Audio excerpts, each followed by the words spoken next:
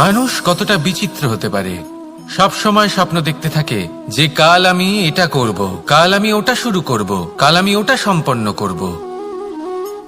এই যে কাল শব্দটা, এই কাল অত্যন্ত বিচিত্র এক শব্দ। আমরা সবসময় এটাকে আসতে দেখতে পাই, কিন্তু এটা আসাতে বর্তমানে পরিণত হয়।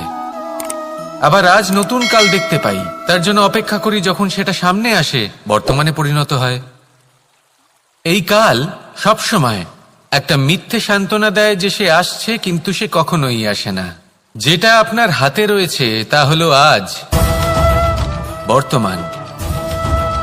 তাই যা করার আছে, যা সম্পন্ন করতে চান, যা শুরু করতে চান, আজ করুন, বর্তমানে করুন। কারণ আজ আপনি যা করবেন সেটাই আপনার ভবিষ্যৎ নির্ধারিত করবে। ভবিষ্যতের বিষয় ভাবতে থাকলে ভবিষ্যৎ সুন্দর হবে না। আজ কর্ম করতে হবে। তাই আজ বর্তমানে জীবনযাপন করুন, কর্ম করুন, আর আমার সাথে ভালোবেসে বলুন, রাধা রাধা। অহংকার তো প্রকৃত অর্থে আমাদের ক্ষতিই করে। 2, কেউ যদি অপরাধ করেন, আপনার থেকে ক্ষমা না চান, তাহলে তাকে ক্ষমা করবেন না। ক্ষমা হলো অত্যন্ত অমূল্য, আর না চাইতেই কাউকে ক্ষমা দান করা এটা উচিত নয়। 3, যদি কেউ আপনার সাথে অনুচিত কিছু করেন, অপরাধ করেন, আর আপনার থেকে ক্ষমা চান, তাহলে তাকে ক্ষমা করে দিন।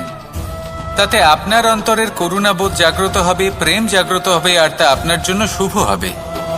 4, যদি আপনি নিজে কোনো অপরাধ করেন, তাহলে অবশ্যই ক্ষমা চাইবেন। তাতে আপনারই লাভ হবে। কিভাবে? সামনের ব্যক্তি আপনাকে ক্ষমা করুক বা না করুক, আপনার অন্তরের অহংকার ক্ষীণ হবে, আর এই মন আরো নির্মল হয়ে উঠবে। এই ক্ষমা অত্যন্ত অমূল্য। ভেবেচিন্তে একে ব্যবহার করুন, আর আমার সাথে ভালোবেসে বলুন, রাধা রাধা। একবার একজন গুরু তার শিষ্যদের পরীক্ষা নিচ্ছিলেন। উনি ওনার প্রত্যেক শিষ্যকে একটি করে পাখি দিয়ে বললেন সেই পাখির বলি দিতে হবে, কিন্তু এমন এক স্থানে যেখানে কেউ তাদের দেখতে পাচ্ছে না। প্রত্যেক শিষ্য নিজের যাত্রা শুরু করল। কেউ ঘন বনে প্রবেশ করল, কেউ অন্ধকার গুহায় প্রবেশ করল, কেউ দূরে কোনো পর্বতের শিখরে পৌঁছে গেল। যে মুহূর্তে দেখল তাদের কেউ দেখতে পাচ্ছে না, তারা সেই বলি দিতে চেষ্টা করল। যেই বলি দিতে গেল, সেই পাখি আলোর কিরণে পরিবর্তিত হলো এবং লুপ্ত হয়ে গেল। একজন শিষ্য ছিল যে আবার গুরুর কাছে ফিরে এলো। সে বলল, ক্ষমা করবেন গুরুদেব, কিন্তু আমি এমন কোনো স্থান পেলাম না যেখানে কেউ আমাকে দেখতে পাচ্ছে না। অন্য কেউ না দেখতে পেলেও আমি নিজে দেখতে পাচ্ছিলাম, আমার অন্তর্মন দেখতে পাচ্ছিল। সেই শিষ্য বুঝতে পেরেছিল যে পরমাত্মার দৃষ্টি সবসময় তাকে দেখতে পাচ্ছে, আর ও কখনো অনুচিত কর্ম করতে পারবে না। আর শুধুমাত্র এই কারণে সেই শিষ্যই সেই পরীক্ষায় উত্তীর্ণ হল। আসুন আর আমার সাথে ভালোবেসে বলুন, রাধা রাধা। আমরা সবাই ফল খাই, কিন্তু আমাদের সেই ফলই প্রিয় হয় যে পরিপক্ক হয়ে ওঠে, যেটা নম্র হয়, আর যে ফল অনেক বেশি মিষ্টি আর সুস্বাদু হয়ে থাকে, যাদের রঙে বাহার দেখা যায়। সেইভাবে জীবনে আমরা নানান মানুষের সাথে পরিচিত হই, কিন্তু সেই মানুষই আমাদের মন ছুঁয়ে যায় যারা বিনম্র স্বভাবের, যাদের বাণী খুব মধুর, যাদের অন্তরে আত্মবিশ্বাসের একটা তেজ, একটা রং দেখা যায়। এবার এমন ব্যক্তি আমরা কি করে হব? ঠিক সেইভাবেই যেমন একটা ফল রোদ, বর্ষা, শীত, বায়ু এই সকল সংকটময় পরিস্থিতির সম্মুখীন হয়ে পরিপক্ক হয়ে ওঠে, সেইভাবেই মানুষ সংকটময় পরিস্থিতির সম্মুখীন হয়ে পরিপক্ক হয়ে ওঠেন। যদি এই সংকটের সম্মুখীন হন, তাহলে অভিজ্ঞ হবেন, আর এই অভিজ্ঞতাই শিক্ষা দিয়ে যাবে। এই অভিজ্ঞতা আমাদের শিখিয়ে দেয় যে আমাদের বিনম্র থাকতে হবে। অহংকার করে কোনো লাভ নেই। মধুর বাণীর যে কি মূল্য তা আমরা শিখতে পারি। এই অভিজ্ঞতাই আমাদের বুঝিয়ে দেয় যে উচিত অনুচিত কোনটা, আমাদের দৃষ্টিভঙ্গি তৈরি করে, আর এই দৃষ্টিভঙ্গি দ্বারা আত্মবিশ্বাস জাগ্রত হয়। সেই জন্য জীবনে কখনো বিপদ থেকে দূরে পালাবেন না, সেগুলোর সম্মুখীন হন, অভিজ্ঞতা লাভ করুন, তার থেকে শিক্ষা লাভ করুন, এইভাবেই পরিপক্ক হবেন। আসুন আমার সাথে ভালোবেসে বলুন, রাধা রাধা। মানুষ বর্তমানে নিজের জীবন অতিবাহিত করেন, কিন্তু তার জীবনে অতীতকাল এবং ভবিষ্যৎকাল এই দুটোরই সমান গুরুত্ব রয়েছে। অতীতকাল অতিবাহিত হয়ে গেছে এবং সেটা জীবিত থাকে আমাদের স্মৃতি হিসেবে, এবং ভবিষ্যৎ হলো সেটাই যেটা আমরা শুধুমাত্র কল্পনাই করতে পারি। এবার অতীতের কিছু স্মৃতি এমন থাকে যা আমাদের কাছে আনন্দময় হয় না, তা কটু হয়, দুঃখজনক হয়, যন্ত্রণাদায়ক হয়।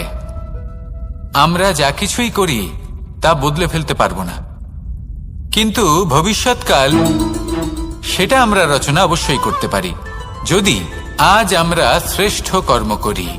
যদি আজকের এই দিনটা আমরা আনন্দের সাথে অতিবাহিত করি, সুখের সাথে অতিবাহিত করি, এক একটা মুহূর্ত আমরা আনন্দ এবং ভালোবাসার সাথে অতিবাহিত করি, আপনার আজকের এই কর্ম আপনার ভবিষ্যৎ নির্ধারণ করবে।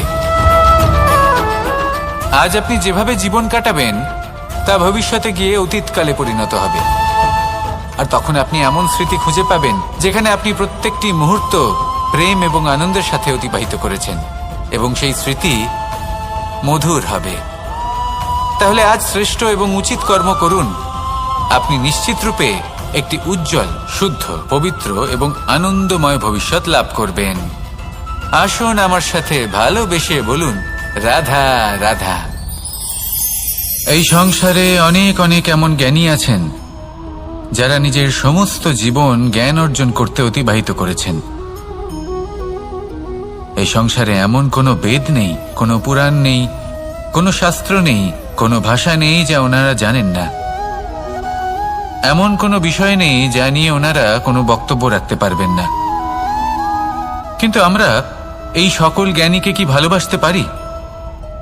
এনাদের সকলকে সম্মান করতে পারি না। কারণটা কি? দেখুন, বেদ পড়া একটি আলাদা বিষয়, বেদনা বুঝতে পারা অন্য ব্যাপার। এবং বেদনা বোঝার জন্য, সেই জ্ঞান লাভ করার জন্য আপনাকে মন থেকে করুণা এবং প্রেমের সঠিক অর্থ বুঝতে হবে। সামনের ব্যক্তির বেদনা বুঝতে হবে, তার যন্ত্রণাকে বুঝতে হবে।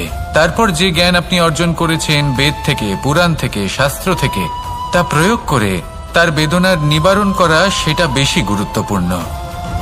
সেই জন্য জীবনে শুধুমাত্র শাস্ত্র এবং বেদ পড়ে জ্ঞান অর্জন করতে সময় নষ্ট করবেন না।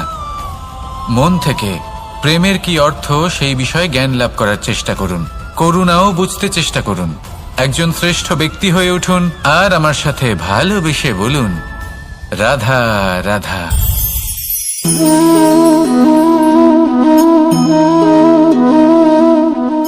জল এই সংসারের সমস্ত প্রধান তত্ত্বের মধ্যে একটি। এই জল যে কোনো জ্বালা দূর করে, আগুনকে নিভিয়ে দেওয়ার ক্ষমতা রাখে, অবিরল অবিচল ভাবে প্রবাহিত হতে পারে, একে কেউ বাধা দিতে পারে না। এর পথে বাধা সৃষ্টি করলে নিজের পথ নিজেই খুঁজে নেবে, বা সে নিজেই নিজের পথ বানিয়ে নেবে, কিন্তু কখনো থামবে না। এই জল হলো মহান, আর এর একটা মহান গুণ আছে, এর নিজস্ব কোনো রং নেই। কিন্তু যখন মেঘ থেকে বৃষ্টিরূপে পৃথিবীতে ঝরে পড়ে, তখন সমস্ত সংসারকে রঙিন করে তোলে।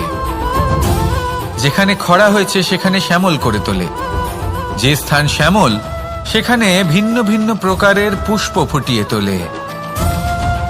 এই জল, এই জলের মতন আমাদের হতে হবে। ওর যেমন কোনো রং নেই, আমাদেরও যেন কোনো অহংকার না থাকে। শুধু কর্মের এই ধারাতে বইতে থাকুন, এই সংসারের মঙ্গল করতে থাকুন, শ্রেষ্ঠ কর্ম করতে থাকুন। এই সংসারকে এটা বলার কোনো প্রয়োজন নেই যে আপনি কে। আপনি যদি কর্ম করতে থাকেন, তাহলে এই সংসার নিজে থেকেই আপনার মূল্য জানতে পারবে, আর তখন এই মন প্রসন্ন হয়ে বলবে, রাধা রাধা। বড়ই অদ্ভুত ব্যাপার। তা আমাদের জীবনের অনুভূতি এবং আমাদের জীবনের লক্ষ্য এগুলি সুনিশ্চিত করে। অর্থাৎ নেত্র দিয়ে দেখা যায় আমাদের এই মুখ, তা শুধুই এই কারণে প্রয়োজন যাতে সংসার আমাদের দেখতে পায়, আমাদের চিনতে পারে। কিন্তু যদি এই সংসারে আপনি প্রকৃত অর্থে মান সম্মান লাভ করতে চান, তাহলে নিজের অন্তরাত্মাকে আপনাকে বিকশিত করতেই হবে। দেখুন, কথায় আছে এই যে অসুর, তা শারীরিকভাবে উপস্থিত নয়, তা মনের মধ্যে থাকে। যদি এই মন থেকে অসুরকে বের করে দেওয়া যায়, তাহলে শরীরে তা উপস্থিত থাকবেই না। তাই মনকে শুদ্ধ করুন আর আমার সাথে ভালোবেসে বলুন, রাধা রাধা। মানুষ যখনই একে অপরের সামনে নিজেদের হৃদয়ের ভাবনা প্রকাশ করে, তখন এক অত্যন্ত প্রভাবশালী মাধ্যম তারা ব্যবহার করে, যাকে ভাষা বলা হয়। এবার আমি দেখেছি যে একজন মানুষ অনেকগুলো ভাষাতেই নিপুণ। আমি এটাও দেখেছি যে মানুষ অনেকগুলো ভাষায় কথা বলে, কখনো কখনো অনেক ভাষা মিলিত করে তার প্রয়োগ করে, উচিত প্রকারে তাকে ব্যবহার করে না, না সেটাকে সম্মান করে, আর না ভাষাকে শুদ্ধ রাখে। আর এটা হলো অনুচিত। যদি ভাষাকে শুদ্ধ রাখেন, তাহলে ভাষা আপনার চরিত্রকে শুদ্ধ রাখবে, তা আপনার একাগ্রতা বাড়িয়ে তুলবে। এই প্রত্যেক ধ্বনিকে অনুভব করে যদি আপনি শব্দের উচ্চারণ করেন, ভাষাকে প্রয়োগ করেন, তাহলে আপনিও আনন্দ পাবেন, আর যিনি শুনছেন সেই ব্যক্তির কানেও মধুর শব্দ বাজবে। তাই মনে রাখবেন, যে ব্যক্তি ভাষার পবিত্রতাকে সম্মান করে, তাকে সংসারও সম্মান করে। ভাষাকে শুদ্ধ এবং পবিত্র রাখুন, তাহলে ভাষা আপনার চরিত্রকেও শুদ্ধ এবং পবিত্র রাখবে। আর এই মন সুপ্রসন্ন হয়ে বলবে, রাধা রাধা। এ হল রামায়ণের সময়কালের কথা। সেতু নির্মাণ করার কাজ চলছিল। সমস্ত বানর সেনা এই কাজে নিযুক্ত হয়েছিলেন। বড় বড় পাথর তুলে নিয়ে এই বানর সেনা সমুদ্রে ফেলছিলেন। এই কাজ চলছিল। এমন সময় ছোট্ট একটা কাঠবিড়ালি এলো। ছোট ছোট মাটির ডেলা হাতে নিয়ে সাগরের কাছে যাচ্ছিল, আর বড় বড় পাথরের পাশে রেখে দিচ্ছিল, যথাসম্ভব সেখানে রেখে আসছিল। সারা দিন ধরে সে এই পরিশ্রম করেই যাচ্ছিল। এবার শ্রীরাম তার এই কাজ দেখতে পেলেন। সেই ছোট্ট কাঠবিড়ালিটিকে নিজের হাতে তুলে নিলেন এবং অত্যন্ত ভালোবেসে তার পিঠে হাত বুলিয়ে দিলেন। কথায় আছে যে কাঠবিড়ালির পিঠে যে দাগ আছে, সেই 3টি দাগ এসেছে শ্রীরামচন্দ্রের 3 আঙুলের থেকে। যে কাজ আপনি করছেন তাতে সমস্ত শক্তি প্রয়োগ করুন। যতটা আপনার সামর্থ্য রয়েছে, যতটা আপনার প্রতিভা রয়েছে, সম্পূর্ণভাবে উৎসর্গ করে দিন। ঠিক এমনভাবে কর্ম করুন। সেই কাঠবিড়ালি কিন্তু তাই করেছিল। সেই জন্য শ্রীরামের সাথে সেও সেই কাহিনীতে অমর হয়ে গেছিল। সম্পূর্ণ শক্তি প্রয়োগ করুন, সম্পূর্ণ সামর্থ্যের সাথে কর্ম করুন, কারণ এটাই হলো শ্রেষ্ঠ পথ কোনো কর্ম করার। আসুন আমার সাথে ভালোবেসে বলুন, রাধা রাধা। স্বরূপ, কোনো পাখিকে দেখুন, সে গাছের ডালে বসে এবং সেখানেই বিশ্রাম করে, কিন্তু পড়ে না। কেন? কারণ ওর বিশ্বাস যে যে শাখার উপরে ও বসে আছে সেটাই হলো ওর বাসস্থান। যদি আপনি বিশ্বাস করেন, তাহলে আপনি পাথরের মধ্যেও ভগবান দর্শন করতে পারবেন। আর যদি বিশ্বাস না থাকে, তাহলে যদি ভগবান সামনে দাঁড়িয়েও থাকে, তবেও আপনার বিশ্বাস হবে না। তাই বিশ্বাস করতে শিখুন। এই বিশ্বাসের আধারেই আপনি সেই সব কিছু পাবেন যা আপনি পেতে চাইছেন। আসুন আমার সাথে ভালোবেসে বলুন, রাধা রাধা। গুরু, যিনি পথ দেখান, আমাদের জীবনে অত্যন্ত গুরুত্বপূর্ণ, অত্যন্ত আবশ্যক। কিন্তু কিছু মানুষ মনে করেন যে গুরুর কোনো প্রয়োজন নেই, কারণ এই সমগ্র জ্ঞান মানুষের অন্তরেই নিহিত রয়েছে। এবার প্রশ্ন এটাই, যদি সমস্ত জ্ঞান মানুষের অন্তরে নিহিত থাকে, তাহলে গুরুর কি প্রয়োজন? আর যারা আজ পর্যন্ত গুরুকে মেনে এসেছেন, তারা কি অনুচিত করেছেন? এর উত্তর আমি আপনাকে দেব একটা উদাহরণ দ্বারা। একটা কাঠ যা জ্বলনশীল, জ্বলনের ঊর্জা তার অন্তরে নিহিত রয়েছে, কিন্তু তার জ্বলনের জন্য বাইরে থেকে একটা অনুঘটকের প্রয়োজন হয়। এই অনুঘটকই হলেন আপনার গুরু। উত্তাপ, যা একটা কাঠকে জ্বালাতে পারে, সেই উত্তাপ হলো গুরুর প্রচেষ্টা। যদি সেই গুরুই না থাকে, তার প্রচেষ্টাই না থাকে, তাহলে সেই সমস্ত জ্ঞান যা মানুষের অন্তরে নিহিত তা ব্যর্থ হয়ে যাবে।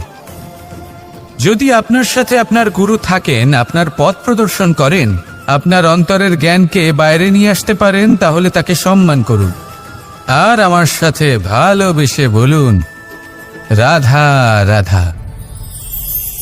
असतो मा सद्गमय, तमसो मा ज्योतिर्गमय, মৃত্যুর্মা মৃতঙ্গময়।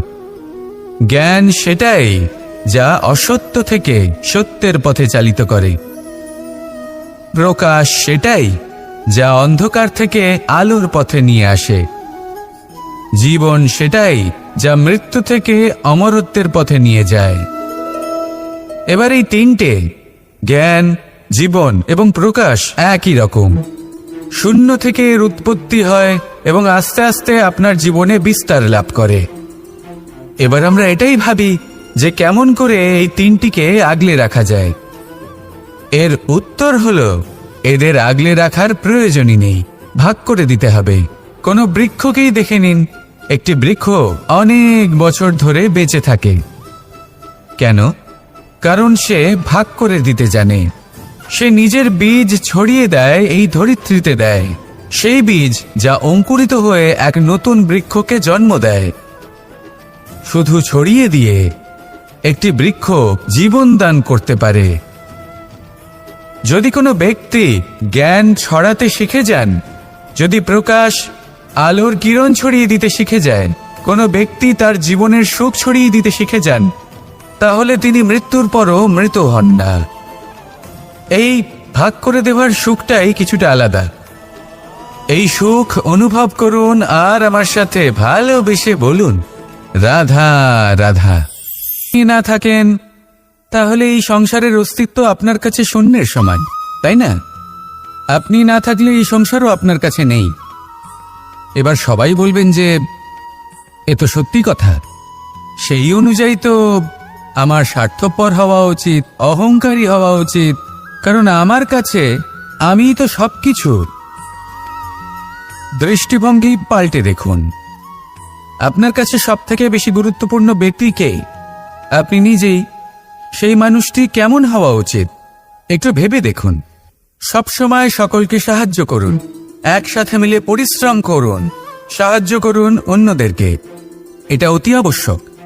এবং তার থেকেও বেশি গুরুত্বপূর্ণ হলো এটাই যে আপনার মনে যেন কখনো এই বিষয়ে ভয় না থাকে যে আমি আমার প্রিয়জনদের, আমার কাছের মানুষগুলিকে হারিয়ে ফেলব। এই ভয় কখনোই মনের মধ্যে থাকা উচিত নয়। যদি ভয় থাকে তাহলে থাকুক এই বিষয়ে যে সকল মানুষ আমার জীবন থেকে, আমার থেকে দূরে চলে যাচ্ছেন, তাদের বাধা দিতে দিতে আমি যেন নিজেকেই না হারিয়ে ফেলি, নিজের অস্তিত্বকেই না হারিয়ে ফেলি, নিজের ব্যক্তিত্বকে, নিজের বিচারধারাকে, নিজের করুণার শক্তি না হারাই। তাহলে এই ভয় ত্যাগ করুন আর আমার সাথে ভালোবেসে বলুন, রাধা রাধা। এই ফল কি তা বলার কোনো প্রয়োজন নেই। এই ফল কতটা সুস্বাদু সেটাও বলার কোনো প্রয়োজন নেই। ধরুন এমন কোনো মানুষ আসলেন যিনি জানেন না এটা কোন ফল। তিনি এটা দেখে ভাববেন এ তো কাঁটার একটা গুচ্ছ মনে হচ্ছে, নিয়ে ফেলে দেবেন। সেখানে দ্বিতীয় কোনো ব্যক্তি যিনি বুঝদার, তিনি দেখবেন, ভাববেন যে প্রকৃতি এর গায়ে এত কাঁটা কেন দিয়েছে? অবশ্যই সুরক্ষার জন্য দিয়েছে, অর্থাৎ ভিতরে অবশ্যই অমূল্য কিছু রয়েছে। সেই ধরনের ব্যক্তি এই ফলের অন্তরে প্রবেশ করেন এবং এই ফলের আনন্দ উপভোগ করেন। এরকমই কিছুটা আমাদের সংসারেও আমরা দেখতে পাই। প্রত্যেকদিন আমরা নতুন নতুন মানুষের সাথে পরিচিত হই। এমন কিছু ব্যক্তি থাকেন যাদের সাথে প্রথম আলাপের পর আমাদের এটা মনে হয় যে এই ব্যক্তিকে দেখে একটু রাগী ব্যক্তি মনে হচ্ছে, বড়ই অহংকারী বোধ হচ্ছে, উদ্ধত মনে হচ্ছে। বেশিরভাগ মানুষ প্রথম আলাপের পরে তাদের সাথে দূরত্ব বজায় রাখবেন। কিন্তু যিনি বুঝদার ব্যক্তি, তিনি ভাববেন যে এই ব্যক্তি এমন কেন করছেন। হয়তো সুরক্ষার খাতিরে এই ব্যক্তি নিজেকে এরকম করে তুলেছেন যাতে অন্য কোনো ব্যক্তি এসে ওনার সময় নষ্ট না করেন, ওনার আবেগের সাথে ছলনা না করেন, খেলা না করেন। হয়তো অতীতে এমন কোনো ঘটনা ঘটেছে যার জন্য এই ব্যক্তি কিছুটা এরকম হয়ে গেছেন। এমনই একজন ব্যক্তি সেই ব্যক্তির মনের গভীর পর্যন্ত পৌঁছতে পারেন আর সেখান থেকে শুভ গুণগুলিকে বাইরে বের করে আনতে পারেন। এরকমই ব্যক্তি হয়ে উঠুন, এমন বুঝদার ব্যক্তি হয়ে উঠুন যিনি সামনের ব্যক্তির খারাপ গুণগুলিকে অবহেলা করে হৃদয়ের অন্তঃস্থল থেকে শুভ গুণগুলিকে প্রকাশিত করে এবং সেই ব্যক্তিকে দেখাতে পারে। এমন ব্যক্তি হয়ে উঠুন যিনি নিজের জীবনকেও সফল করে তোলেন এবং অন্যের জীবনকেও। আসুন আমার সাথে ভালোবেসে বলুন, রাধা রাধা। আমি জীবনে অনেক ভালো মানুষের সংস্পর্শে এসেছি। এমন ব্যক্তি যিনি আজীবন জ্ঞান লাভ করে থাকেন, পড়তেই থাকেন। ধরে নিন কোনো ব্যক্তি শিল্পকলার বিষয়ে অনেক বই পড়ে ফেলেছেন, কিন্তু কখনো শিল্পকর্মই করেননি। তাহলে সেই জ্ঞানের কি লাভ? কোনো লাভ নেই। এবার এটাই আমাদের জীবনে শেখা প্রয়োজন। আমরা জ্ঞান অর্জন করি কিন্তু তা যাপন করি না, তা কর্মজীবনে প্রয়োগ করি না। তাহলে এতে কি লাভ হবে? জ্ঞান আছেই সেই জন্য যাতে আমরা জীবনকে আরো শ্রেষ্ঠ করে তোলার জন্য তাকে প্রয়োগ করি। এই জ্ঞান এবং কর্মের একসাথে পথ চলাটাই আবশ্যক। তবেই এই জ্ঞান অভিজ্ঞতায় পরিণত হবে। আর অভিজ্ঞতা দ্বারা যে জ্ঞান লাভ হয় সেটাই সবথেকে বেশি গুরুত্বপূর্ণ, সেটাই হলো সবথেকে বেশি লাভদায়ক। সেই জন্য শুধু জ্ঞান অর্জন করবেন না, তাকে প্রয়োগ করুন, তাকে কর্মজীবনে প্রয়োগ করুন, জীবনকে আরো শ্রেষ্ঠ করে তুলুন। আর আমার সাথে ভালোবেসে বলুন, রাধা রাধা। বাহ, পুষ্পের সুবাস আমার খুব ভালো লাগে।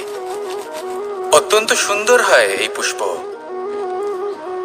এইভাবে চারিদিকে পুষ্প দেখে মন আনন্দিত হয়ে ওঠে। এবার আপনারা ভেবে দেখুন, আমার চারিদিকে পুষ্প নয়, আগুন আছে। তাহলে কি হবে? আমার শরীর কি জ্বলে যাবে না? অবশ্যই জ্বলবে। শরীরকে কি আগুনের তাপ সহ্য করতে হবে না? অবশ্যই সহ্য করতে হবে। এটাই হলো প্রকৃতির নিয়ম। এই নিয়ম কিন্তু আমরা সবাই জানি, কিন্তু আমাদের মধ্যে বেশিরভাগ মানুষ এই বিভ্রান্তি নিয়ে বাঁচি যে এই যে প্রকৃতির নিয়ম তা আমার উপর প্রযোজ্য নয়। তা কিন্তু নয়। আমাদের চতুর্দিকে এই যে নিসর্গ রয়েছে, আমরা তার কতটা ক্ষতি করি সেটা একবার ভেবে দেখুন। আমরা বনাঞ্চল জ্বালিয়ে দিই, বায়ু দূষিত করি, জল দূষিত করি, প্রাণীদের হত্যা আমরা করি। কেন? এই নিসর্গ আমরা নষ্ট করি, যদিও আমরা জানি যে আমরাও হলাম এই নিসর্গেরই অংশ। এবার দেখুন, শরীরের কোনো অংশে যদি আগুন ধরান, আস্তে আস্তে সমস্ত শরীরও জ্বলে যাবে। সেইভাবেই নিসর্গ যদি নষ্ট হয়ে যায়, তাহলে মনুষ্য জাতিও নষ্ট হয়ে যাবে। তাই এই যে নিসর্গ আপনি দেখছেন, এই পুষ্প, এই বৃক্ষ, বায়ু, জল, এদের সকলকে রক্ষা করুন, নষ্ট নয়। মনে রাখবেন, যদি নিসর্গ থাকে মানুষ থাকবে, যদি নিসর্গ থাকে তাহলেই জীবন থাকবে। আসুন আমার সাথে ভালোবেসে বলুন, রাধা রাধা। আজ আমরা দুই ধরনের ব্যক্তির বিষয়ে কথা বলবো। প্রথম জন হলেন যে প্রয়োজনের থেকে অনেক বেশি পরিমাণ ধন উপার্জন করে থাকেন। তার কাছে ততটা ধন থাকে যতটা তার প্রয়োজনও নেই, তারপরেও আরো ধন উপার্জন করতে চেষ্টা করতে থাকেন। সকল সম্ভব চেষ্টা করেন, সকল সম্ভব কর্ম করেন, তা সে উচিত কর্ম হোক বা অনুচিত, তাতে তাদের কিছুই যায় আসে না। তারা শুধুই এই সংসারের সকল সুখ ভোগ করতে চান, সকল স্বাচ্ছন্দ্য লাভ করতে চান। আজীবন তারা প্রচেষ্টাই করতে থাকেন। এবার এই করতে গিয়ে তারা ভারাক্রান্ত হয়ে সমস্যার সম্মুখীন হন। এনাদের সমগ্র জীবন এই চেষ্টাতেই চলে যায়, জীবন যাপন করার বদলে। অন্যদিকে আরেকজন ব্যক্তি যিনি জানেন তার প্রয়োজন কতটুকু, আর শুধুমাত্র সেই পরিমাণ ধন অর্জন করেন, তার থেকে বেশি একটুও নয়। উনি যদি দুবেলা খেতে পান, মাথা গোজার ঠাঁই পেয়ে যান, সেটাই পর্যাপ্ত। তাতেই তিনি আনন্দে জীবন যাপন করেন, না কোনো বৃথা চিন্তা করেন, না কোনো বৃথা কষ্ট করেন। এবার আমি আপনাদের জিজ্ঞেস করব, এই দুই ব্যক্তির মধ্যে আপনি কোন ব্যক্তি হতে চাইবেন? বেশিরভাগ মানুষ এটাই বলবেন যে আমরা সেই দ্বিতীয় মানুষ হতে চাই যারা সন্তুষ্ট। কিন্তু যদি মন দিয়ে দেখেন, আপনিও সেই কর্মই করছেন যা প্রথম ব্যক্তি করেন। আপনারা সবসময় চেষ্টা করে চলেছেন, এটাও লাভ করতে হবে, ওটাও লাভ করতে হবে, আমার এটারও প্রয়োজন, ওটারও প্রয়োজন। আপনি অনেক কিছু লাভ করেছেন, কিন্তু প্রশ্ন এটাই যে আপনার কি সেই সবকিছুর প্রয়োজন রয়েছে? এর উত্তর আপনার অন্তর্মনে রয়েছে। আপনার মন জানে যে আপনার প্রয়োজন কতটুকু। সেখানে গিয়ে দেখুন। সন্তুষ্টি মানুষকে আনন্দ দেয়। মানুষ যতটা সন্তুষ্ট হবে ততটাই সে আনন্দ লাভ করবে। এবার আপনাকে এই সিদ্ধান্ত নিতে হবে যে আপনি কখন আর কোথায় সন্তুষ্টি লাভ করবেন, কত কিছু লাভ করার পরে সন্তুষ্ট হবেন। এই উত্তর আপনি মন থেকে পাবেন। এই সমাজের চাহিদায় জড়িয়ে নিজেকে বিভ্রান্ত করবেন না। নিজের অন্তরের এই মিথ্যে অহংবোধকে প্রশ্রয় দিতে গিয়ে যদি আপনি এরকম চাষ করতে থাকেন, তাহলে জীবনযাপন কখন করবেন? থেমে যান, শান্ত হয়ে যান, নিজের অন্তর মনে নিমজ্জিত হয়ে দেখুন যে সন্তুষ্টি কোথায়। এই সন্তুষ্টি লাভ করুন। এই মন প্রসন্ন হয়ে বলবে, রাধা রাধা। যত শক্তিশালী এই মন, তত শক্তিশালী এই শরীরও। এই যে আমাদের শরীর, এটা আসলে কি? এ হলো একটা রথের মতো। আর একটা রথ ততক্ষণ চলতে পারবে না যতক্ষণ না তাকে কোনো সারথি চালাবে। এই মন হলো শরীরের সারথি।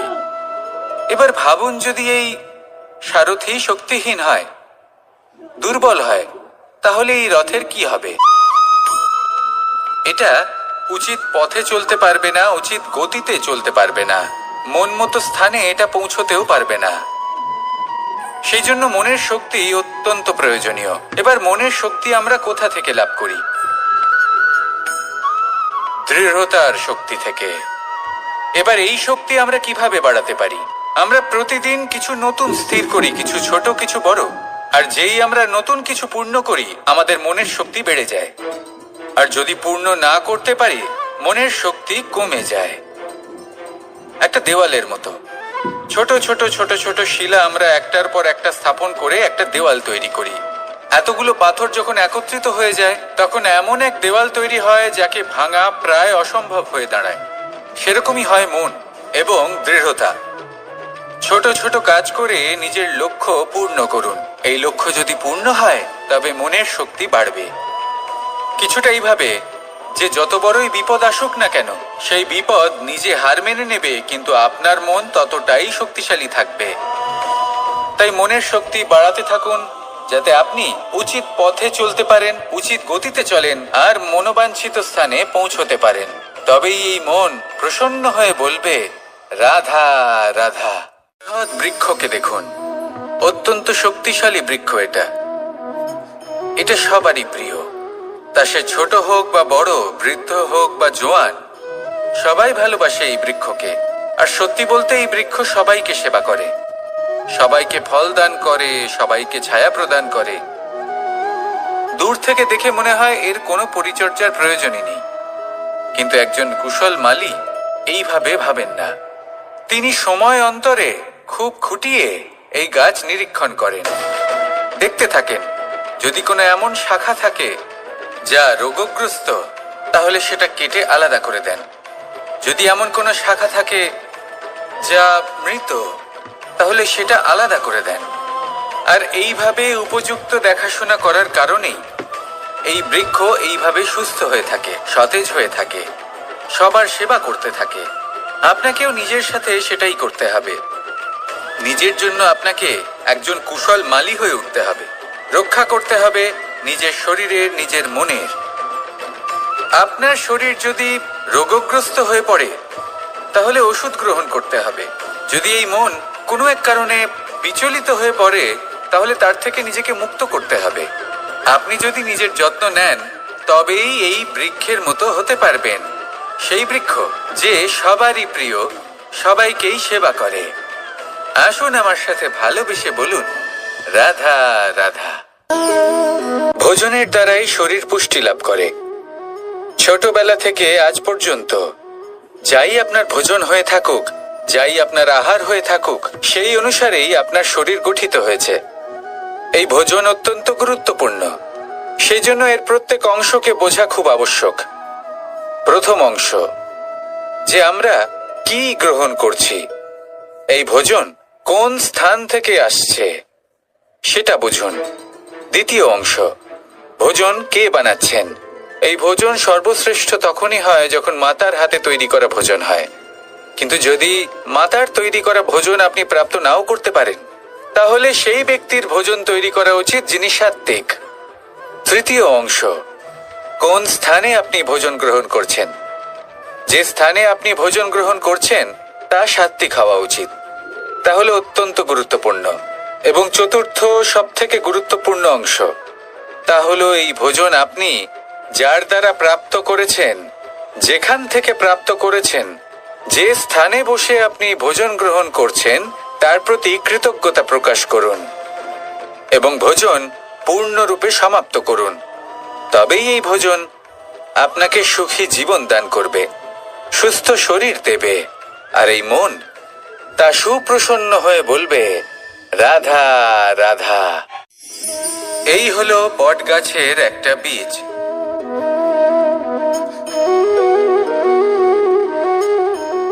চলুন এটা রোপণ করা যাক। একটু জল দেওয়া যাক। এবার এখানে একটা বিশাল বটবৃক্ষ উৎপন্ন হবে। কিন্তু কিভাবে? এতে কে সাহায্য করবে? এটা সম্ভব কে করে দেখাবে? প্রকৃতি। আগে হ্যাঁ, এই সংসারে যা কিছু উৎপন্ন হয়, যা কিছু নষ্ট হয়, তার জন্য প্রকৃতি দায়ী হন। এই প্রকৃতির কারণেই তো রৌদ্র আসে, প্রকৃতির কারণেই বৃষ্টি হয়, জল পাওয়া যায়। তার কারণেই এই বটের বীজ তা এক বিশাল বটবৃক্ষে পরিণত হবে। কিন্তু একজন মানুষকে দেখুন, মানুষ বলবে এই বৃক্ষে আমার অধিকার রয়েছে। কেন? কারণ আমি এই বীজ বপন করেছি। এবার সমস্ত কাজ প্রকৃতি করবে আর সমস্ত শ্রেয় মানুষ নিয়ে যাবে। এটা কি উচিত? কখনোই নয়। এবার এর উত্তর প্রকৃতিতেই লুকোনো আছে। কখনো কোনো পাখিও এই বীজ রোপণ করে, সেখানে বৃক্ষ উৎপন্ন হয়, তাতে ফল আসে, সেই পাখি সেই ফল খায়, কিন্তু সেখানকার বাকি পাখি এবং প্রাণীদের সেই ফল খেতে বারণ করে না। সেই বৃক্ষের উপর নিজের অধিকার প্রমাণ করতে চেষ্টা করে না, সবার মধ্যে ভাগ করে দেয়। আর এটাই আমাদেরও করা উচিত।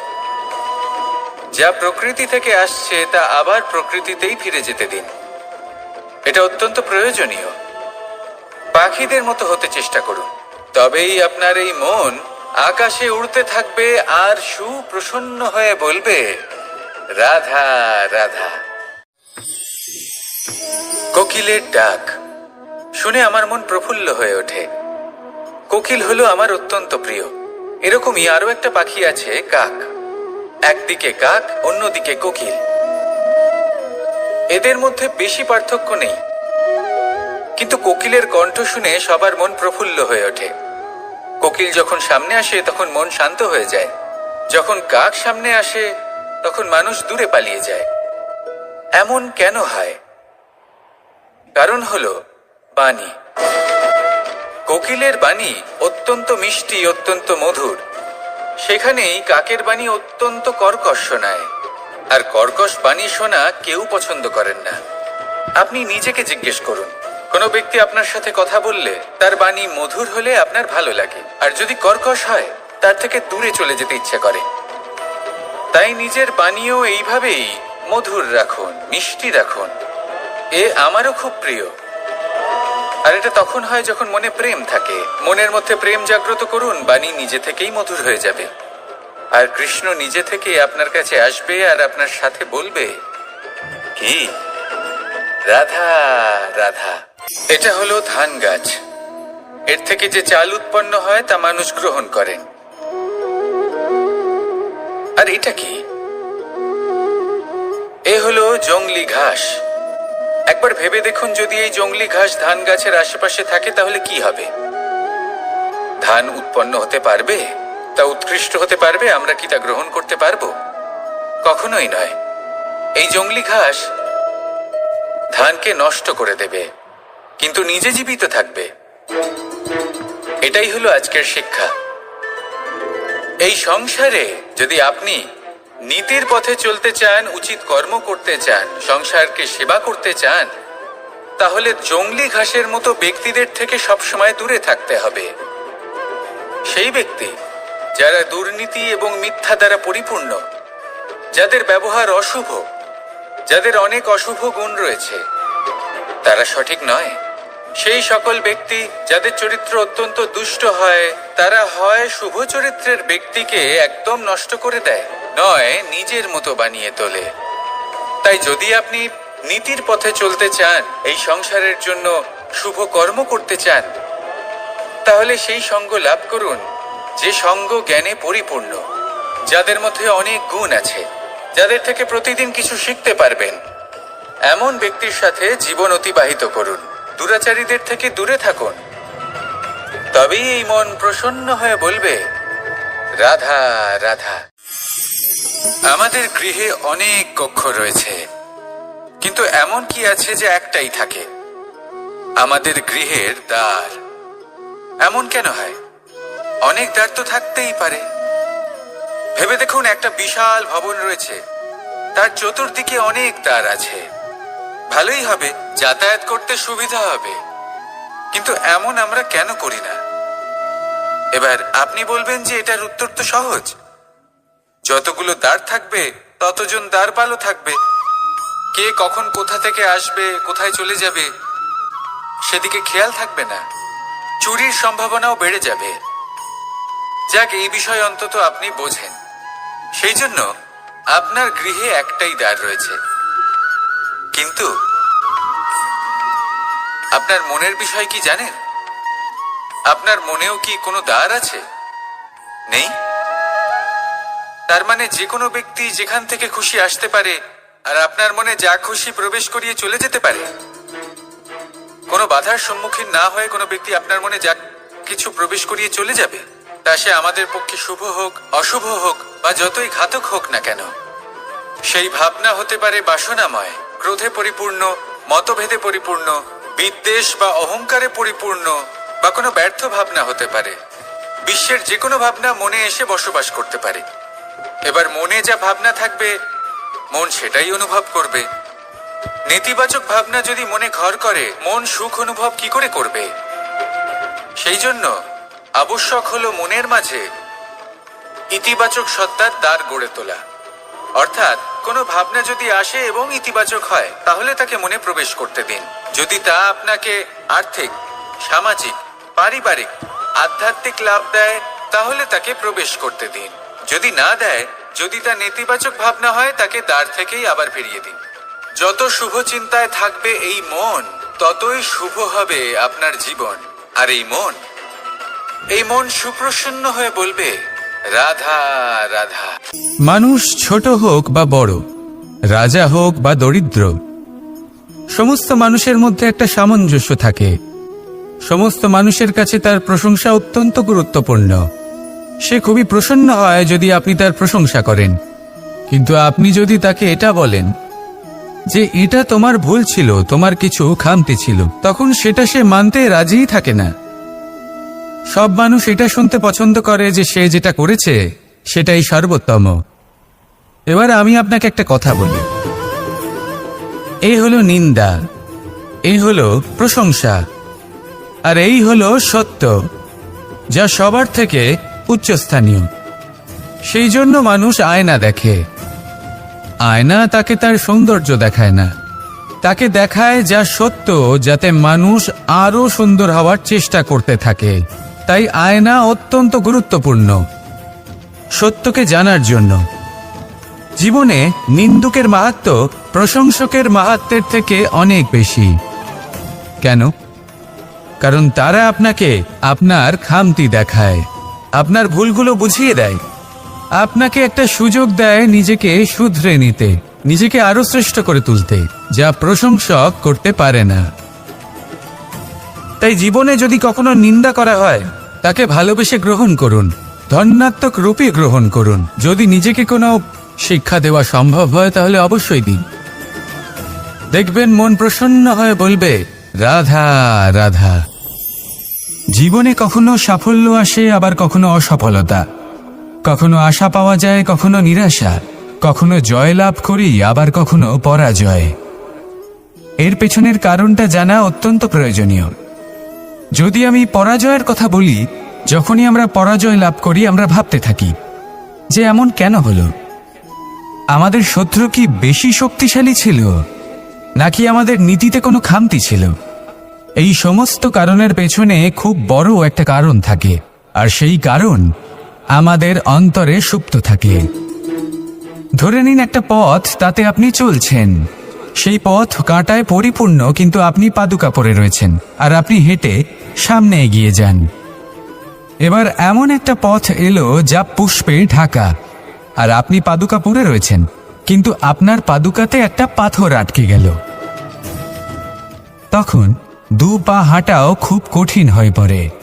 এই সংসারের যে কোনো শক্তি আপনাকে পরাস্ত করার পূর্বে আপনি জানেন কে আপনাকে পরাস্ত করতে পারে?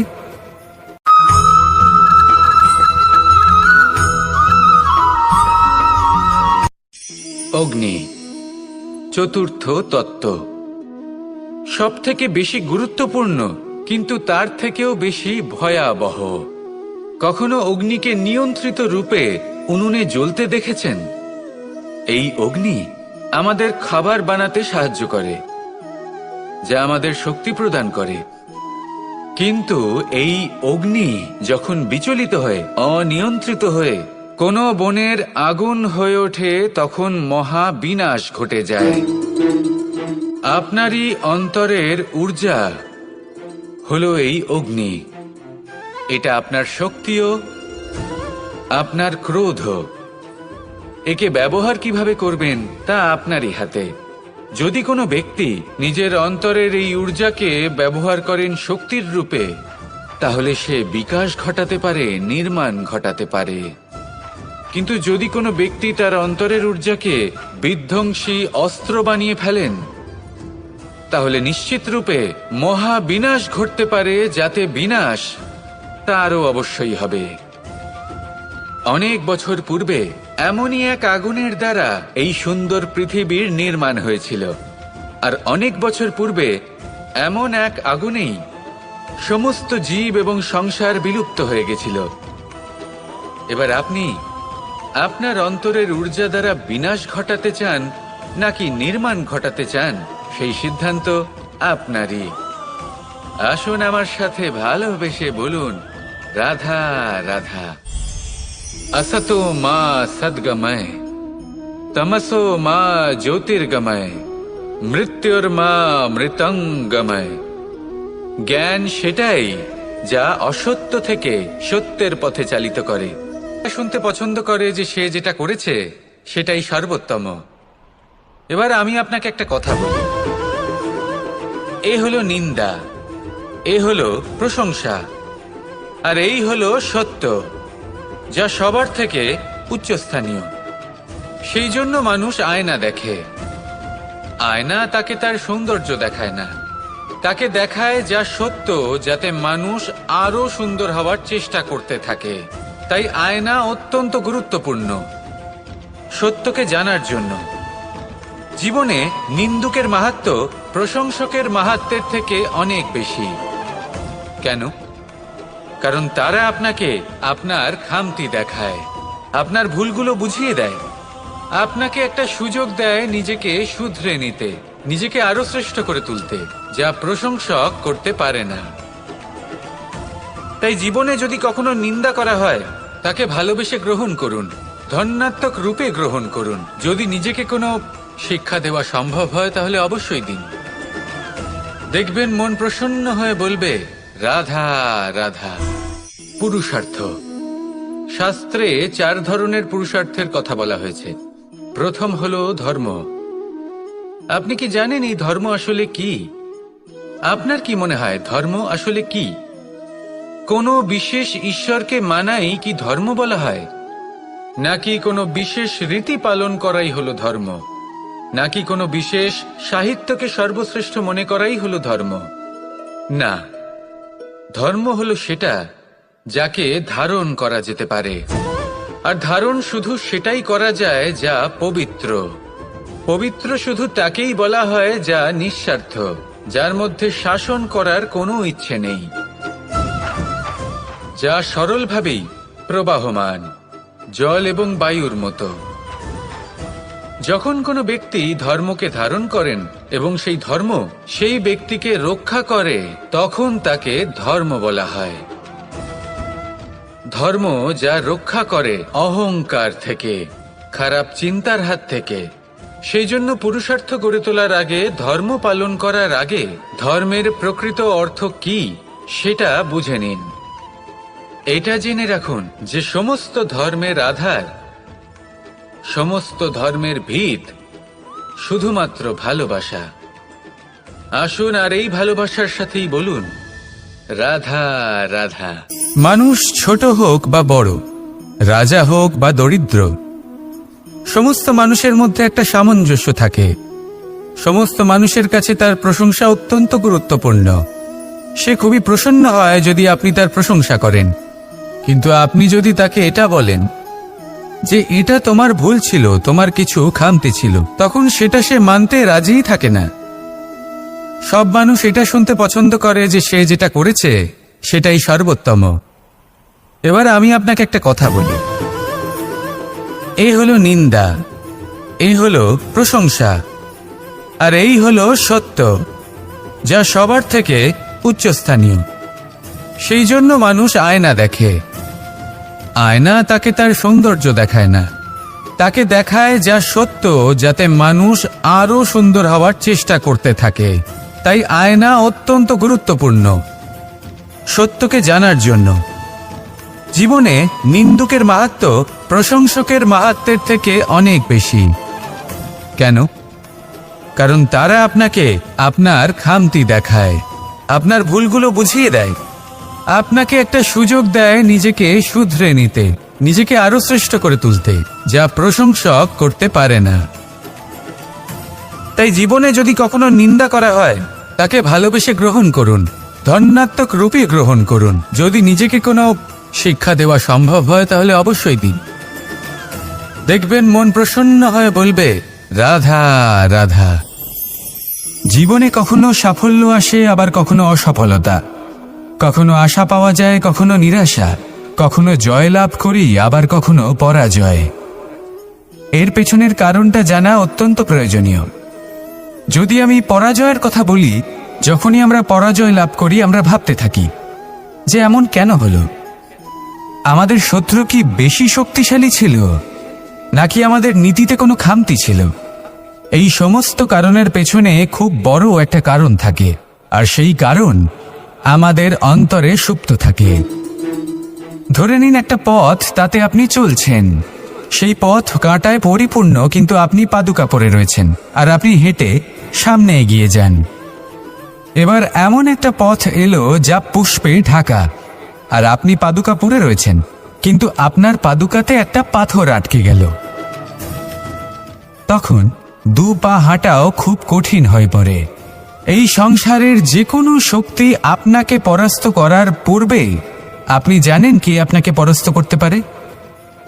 আপনার অন্তরের দুর্বলতা, আপনার অন্তরের সেই সুপ্ত শত্রু। আর সেই জন্য ইতিবাচক মনোভাব গুরুত্বপূর্ণ হয়ে পড়ে। ভালো মানুষদের সাথে থাকুন, সৎসঙ্গে থাকুন, বন্ধুত্ব করুন, ভালোবাসুন। এই ভালোবাসা এত শক্তিশালী এক অস্ত্র যাকে ব্রহ্মাস্ত্র পরাস্ত করতে পারে না। এই সমস্যারূপী পাথর কিছুই নয়। আসুন আমার সাথে ভালোবেসে বলুন, রাধা রাধা। মানুষের দুটো রূপ রয়েছে, এক আমাদের এই মুখ, যা শুধুই চোখে দেখা যায়, আর দ্বিতীয় আমাদের এই মন, যা শুধুমাত্র অন্তরাত্মা দ্বারা দেখা যায়। এবার আমাদের এই মুখ, তা ঈশ্বর সকলকেই আগে থেকেই প্রদান করেছেন, কিন্তু এই মন কেমন হবে তা আমাদের জীবনের অনুভূতি এবং আমাদের জীবনের লক্ষ্য এগুলি সুনিশ্চিত করে। অর্থাৎ নেত্র দিয়ে দেখা যায় আমাদের এই মুখ, তা শুধুই এই কারণে প্রয়োজন যাতে সংসার আমাদের দেখতে পায়, আমাদের চিনতে পারে। কিন্তু যদি এই সংসারে আপনি প্রকৃত অর্থে মান সম্মান লাভ করতে চান, তাহলে নিজের অন্তরাত্মাকে আপনাকে বিকশিত করতেই হবে। দেখুন, কথায় আছে এই যে অসুর, তা শারীরিকভাবে উপস্থিত নয়, তা মনের মধ্যে থাকে। যদি এই মন থেকে অসুরকে বের করে দেওয়া যায়, তাহলে শরীরে তা উপস্থিত থাকবেই না। তাই মনকে শুদ্ধ করুন আর আমার সাথে ভালোবেসে বলুন, রাধা রাধা। মানুষ যখনই একে অপরের সামনে নিজেদের হৃদয়ের ভাবনা প্রকাশ করে, তখন এক অত্যন্ত প্রভাবশালী মাধ্যম তারা ব্যবহার করে, যাকে ভাষা বলা হয়। এবার আমি দেখেছি যে একজন মানুষ অনেকগুলো ভাষাতেই নিপুণ। আমি এটাও দেখেছি যে মানুষ অনেকগুলো ভাষায় কথা বলে, কখনো কখনো অনেক ভাষা মিলিত করে তার প্রয়োগ করে, উচিত প্রকারে তাকে ব্যবহার করে না, না সেটাকে সম্মান করে, আর না ভাষাকে শুদ্ধ রাখে। আর এটা হলো অনুচিত। যদি ভাষাকে শুদ্ধ রাখেন, তাহলে ভাষা আপনার চরিত্রকে শুদ্ধ রাখবে, তা আপনার একাগ্রতা বাড়িয়ে তুলবে। এই প্রত্যেক ধ্বনিকে অনুভব করে যদি আপনি শব্দের উচ্চারণ করেন, ভাষাকে প্রয়োগ করেন, তাহলে আপনিও আনন্দ পাবেন, আর যিনি শুনছেন সেই ব্যক্তির কানেও মধুর শব্দ বাজবে।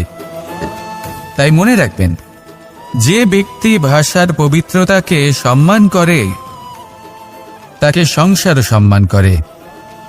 ভাষাকে শুদ্ধ এবং পবিত্র রাখুন, তাহলে ভাষা আপনার চরিত্রকেও শুদ্ধ এবং পবিত্র রাখবে। আর এই মন সুপ্রসন্ন হয়ে বলবে, রাধা রাধা। এ হলো রামায়ণের সময়কালের কথা। সেতু নির্মাণ করার কাজ চলছিল। সমস্ত বানর সেনা এই কাজে নিযুক্ত হয়েছিলেন। বড় বড় পাথর তুলে নিয়ে এই বানর সেনা সমুদ্রে ফেলছিলেন। এই কাজ চলছিল। এমন সময় ছোট্ট একটা কাঠবিড়ালি এলো। ছোট ছোট মাটির ডেলা হাতে নিয়ে সাগরের কাছে যাচ্ছিল, আর বড় বড় পাথরের পাশে রেখে দিচ্ছিল, যথাসম্ভব সেখানে রেখে আসছিল। সারা দিন ধরে সে এই পরিশ্রম করেই যাচ্ছিল। এবার শ্রীরাম তার এই কাজ দেখতে পেলেন। সেই ছোট্ট কাঠবিড়ালিটিকে নিজের হাতে তুলে নিলেন এবং অত্যন্ত ভালোবেসে তার পিঠে হাত বুলিয়ে দিলেন।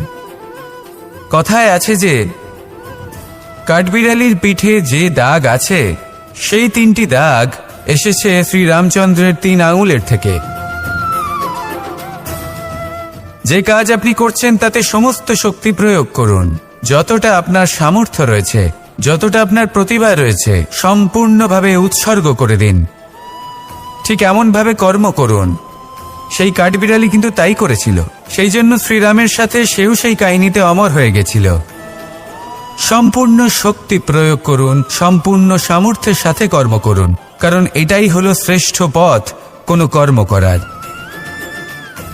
আসুন আমার সাথে ভালোবেসে বলুন, রাধা রাধা।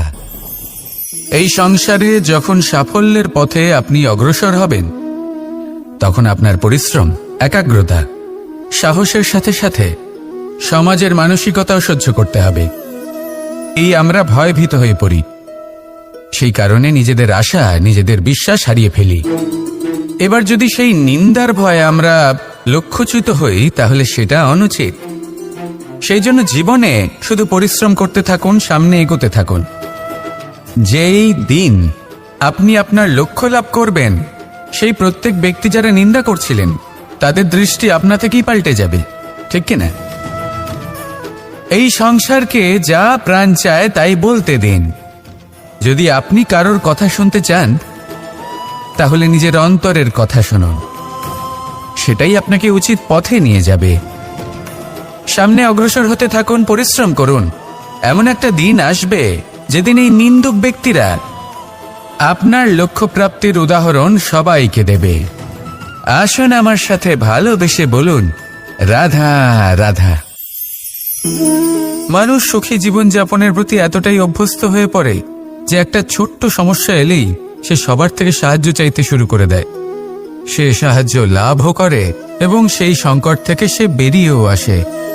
কিন্তু এই সাহায্য কিছু মুহূর্তের, আর কিছু মুহূর্তের হলো এই দুঃখ। এই 2 মুহূর্তের সাহায্যের জন্য আজীবন আপনি তার কাছে ঋণী হয়ে থাকেন। আর মানবিকতার খাতিরে আপনার মনে কৃতজ্ঞতা জেগে ওঠে, আর সেই কৃতজ্ঞতা বোধ হলো যে আপনি কখনো সেই ব্যক্তিকে ছাপিয়ে যেতেই পারবেন না। সেই জন্য জীবনে সবসময় চেষ্টা করবেন নিজেকে প্রস্তুত রাখতে সেই সব সমস্যার জন্য, সেই সব বাধার জন্য যেগুলো আপনার জীবনে আসতে পারে। ততক্ষণ সাহায্য চাইবেন না যতক্ষণ না অন্য কোনো পথ না থাকছে। সাহায্য চাওয়া অনুচিত নয়, কিন্তু সাহায্য চাইলে এবং সাহায্য পেলে আপনি আজীবন কৃতজ্ঞ এবং ঋণী হয়ে থাকবেন। আর তারপর একদিন আপনি পরিবর্তন দেখতে পাবেন যে কিভাবে আপনি ছোট ছোট সমস্যার জন্য সাহায্য না চেয়ে বড় বড় সমস্যার সম্মুখীন হতে প্রস্তুত হয়ে গেছেন। এটাই হলো সংসারের নীতি। এটাই পালন করুন আর আমার সাথে ভালোবেসে বলুন, রাধা রাধা।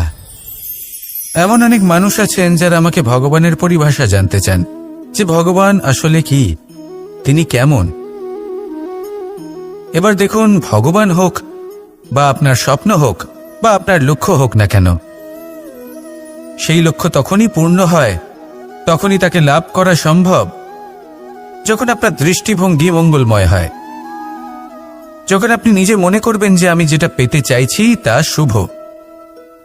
উদাহরণস্বরূপ, কোনো পাখিকে দেখুন, সে গাছের ডালে বসে এবং সেখানেই বিশ্রাম করে, কিন্তু পড়ে না। কেন? কারণ ওর বিশ্বাস যে যে শাখার উপরে ও বসে আছে সেটাই হলো ওর বাসস্থান। যদি আপনি বিশ্বাস করেন তাহলে আপনি পাথরের মধ্যেও ভগবান দর্শন করতে পারবেন। আর যদি বিশ্বাস না থাকে, তাহলে যদি ভগবান সামনে দাঁড়িয়েও থাকে তবেও আপনার বিশ্বাস হবে না। তাই বিশ্বাস করতে শিখুন। এই বিশ্বাসের আধারেই আপনি সেই সব কিছু পাবেন যা আপনি পেতে চাইছেন। আসুন আমার সাথে ভালোবেসে বলুন, রাধা রাধা। গুরু, যিনি পথ দেখান, আমাদের জীবনে অত্যন্ত গুরুত্বপূর্ণ, অত্যন্ত আবশ্যক। কিন্তু কিছু মানুষ মনে করেন যে গুরুর কোনো প্রয়োজন নেই, কারণ এই সমগ্র জ্ঞান মানুষের অন্তরেই নিহিত রয়েছে। এবার প্রশ্ন এটাই, যদি সমস্ত জ্ঞান মানুষের অন্তরে নিহিত থাকে তাহলে গুরুর কি প্রয়োজন? আর যারা আজ পর্যন্ত গুরুকে মেনে এসেছেন তারা কি অনুচিত করেছেন? এর উত্তর আমি আপনাকে দেব একটা উদাহরণ দ্বারা। একটা কাঠ যা জ্বলনশীল, জ্বলনের ঊর্জা তার অন্তরে নিহিত রয়েছে, কিন্তু তার জ্বলনের জন্য বাইরে থেকে একটা অনুঘটকের প্রয়োজন হয়। এই অনুঘটকই হলেন আপনার গুরু। উত্তাপ যা একটা কাঠকে জ্বালাতে পারে, সেই উত্তাপ হলো গুরুর প্রচেষ্টা। যদি সেই গুরুই না থাকে, তার প্রচেষ্টাই না থাকে, তাহলে সেই সমস্ত জ্ঞান যা মানুষের অন্তরে নিহিত তা ব্যর্থ হয়ে যাবে। যদি আপনার সাথে আপনার গুরু থাকেন, আপনার পথ প্রদর্শন করেন, আপনার অন্তরের জ্ঞানকে বাইরে নিয়ে আসতে পারেন, তাহলে তাকে সম্মান করুন আর আমার সাথে ভালোবেসে বলুন, রাধা রাধা। असतो मा सद्गमय, तमसो मा ज्योतिर्गमय, मृत्युर्मा मृतंगमय। ইনি কি মূল্য প্রদান করেন? প্রহার সহ্য করেন। আমরা এই ধরিত্রীতে প্রহার করে মাটি খুঁড়ে তাতে বীজ বপন করি, তবেই আমরা অন্ন লাভ করি, তবেই ফসল পাই।